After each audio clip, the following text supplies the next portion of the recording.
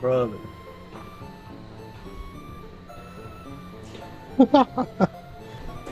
Doesn't even matter. The car doesn't go in gear. That's probably a reverse switch or whatever it is, but it's also the center console ripped apart. I don't know what he did with the shifter, so that's another problem.